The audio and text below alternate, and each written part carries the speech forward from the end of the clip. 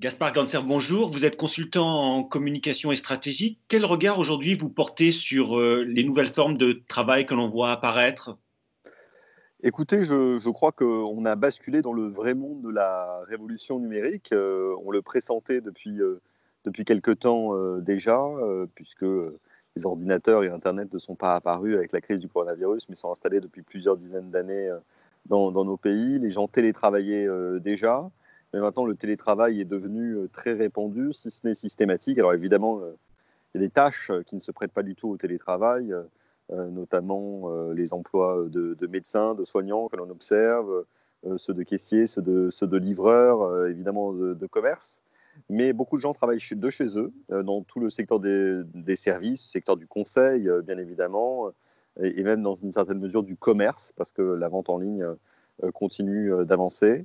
Je pense que ça change beaucoup de choses. Puis la deuxième chose, c'est que les gens ont inventé des modes de collaboration entre eux. Tout le monde est devenu spécialiste de Teams, Zoom, Skype, WhatsApp, pour certains d'ailleurs, Party, etc. Donc il y a plein de façons de se retrouver, de discuter ensemble. Et ça nous dit beaucoup aussi de la volonté des gens de se retrouver, parce que je crois que personne ne se satisfait de ne plus avoir de présence physique. La présence, c'est très important pour le dialogue.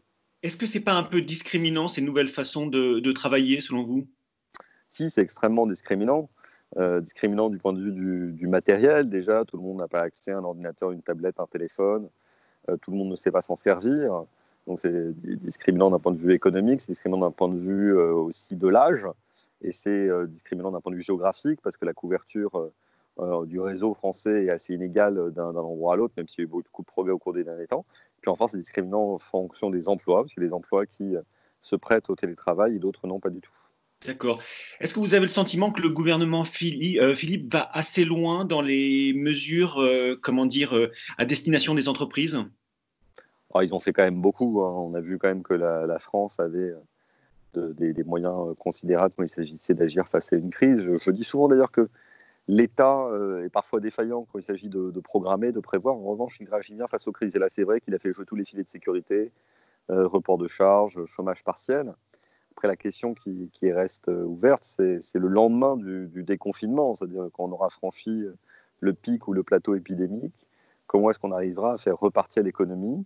Les projections qui sont avancées par Bruno Le Maire sont de près de 10% de recul du PIB, de contraction de l'activité au cours de l'année 2020. C'est considérable, avec des secteurs qui vont être très très durement impactés.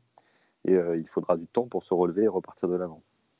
On a le sentiment que la classe économique et la classe politique, pardon, excusez-moi, est un peu aphone sur ces questions économiques. Il y a une sorte d'union nationale. Qu'est-ce que cela dit selon vous? Bon, moi, je me réjouis toujours quand il y a de la concorde, de la fraternité et de l'union nationale. Il y a assez peu de polémiques sur l'aspect économique, et c'est tant mieux. Mm. Peut-être pour de bonnes raisons. Les gens se rallient au drapeau présidentiel et à l'action du gouvernement. Peut-être aussi pour de mauvaises. Peut-être parce que les gens n'ont pas encore réalisé Mm. que la crise économique allait très durement nous frapper. Un peu comme après un accident de voiture, parce qu'on a un airbag et qu'on a échappé à la blessure ou à la mort, on se dit que tout va bien. Non, l'accident laisse des traumatismes longs. Déjà, la voiture est cassée, et puis les séquelles sont fortes. Donc, cette comparaison vaut ce qu'elle vaut, mais derrière, il va y avoir du chômage, peut-être moins fort qu'aux États-Unis, mais quand même important, de la contraction d'activité, peut-être des cessions d'entreprise, mais il va aussi y avoir, comme souvent dans les périodes de crise, des opportunités, hein, les plus courageux, ceux aussi peut-être qui ont le plus de moyens, ceux qui ont le goût du risque, pourront s'en sortir. Mais il y a beaucoup de choses à faire. Certains métiers sont en première ligne et malheureusement moins bien payés. Est-ce qu'il y a un enseignement qu'on devra tirer? Oui, vous savez, on a beaucoup parlé au début de ce quinquennat des premiers de cordée, une sorte d'élite Mm. administrative ou d'entreprise composée de cadres, de consultants. On se rend compte que les métiers les plus essentiels au fonctionnement de notre pays, ce sont d'autres premiers de cordée, que sont les soignants, les médecins, les infirmières, les sages-femmes, tous ceux qui nous soignent et qui nous aident, et aussi ceux qui nous permettent de nous alimenter et de recourir à nos besoins essentiels, les boulangers, les artisans, les commerçants.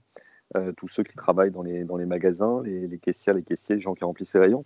Donc peut-être qu'on a une hiérarchie socialo-économique qui va être bouleversée. Alors j'espère qu'elle se traduira aussi par des augmentations de salaire et donc de pouvoir d'achat pour les personnes concernées. Est-ce qu'il y a une nouvelle forme d'entreprise, selon vous, qui peut émerger de en cette sortie de crise? Alors j'espère que du point de vue des valeurs, et j'en discute souvent avec mes clients dans mon agence de conseil, qui réfléchit beaucoup sur la question justement du raison d'être, de la raison d'être du purpose. Je pense que les gens vont certainement chercher à être plus solidaires, plus prévenants dans leur fonctionnement collectif. Les gens vont être contents de se retrouver. Après, on peut imaginer aussi qu'il y aura peut-être plus d'autonomie dans le travail, parce que même si on ne va pas passer au télétravail systématique, je crois que les gens vont s'interroger sur leur temps de présence dans l'entreprise.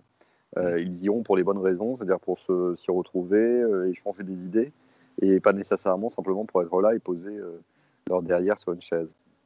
Est-ce que le politique peut avoir un rôle à jouer justement dans l'émergence de ces nouvelles formes de management, d'entreprise?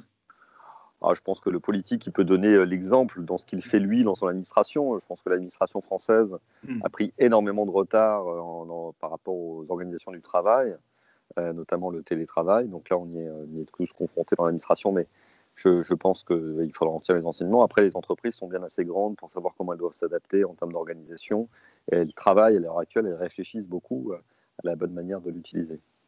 Est-ce que, d'après vous, et ce sera ma dernière question, dans cette gestion de crise, en cette sortie de crise, je veux dire, quelles seront les bonnes pratiques à mettre en place?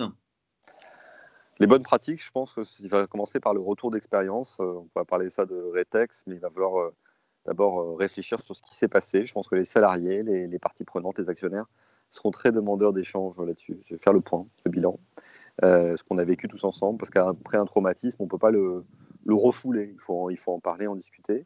Et ça sera certainement la bonne occasion de s'interroger sur le sens de ce que font les acteurs qui sont privés au public, le purpose, comme on peut le dire, et puis enfin les organisations du travail, comme on l'a dit tout à l'heure.